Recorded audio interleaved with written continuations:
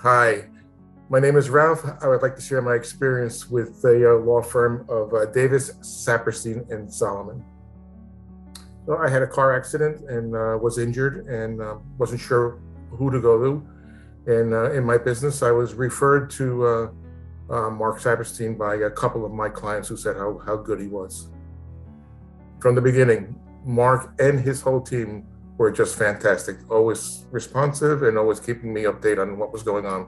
When Mark took the case, my wife and I were shocked how Mark and the team made us feel like part of the family. We were not just a client, which really impressed us.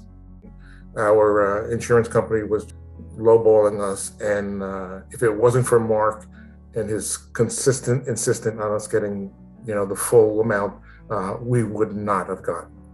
When Mark saw what happened after the accident, he made us feel like he took it personally, the injury that I had, and really wanted us to, get what we deserved from the injury. I was not a client. The team and Mark made me feel like I was family and that this case was personal to them. Everybody I interacted with, from the receptionist or office manager to the case manager that Mark was working with, were just fantastic. From the bottom of our heart, my wife and I want to thank Mark and his team for treating us truly like family and fighting for us until we got what we deserved for the case. They were just incredible.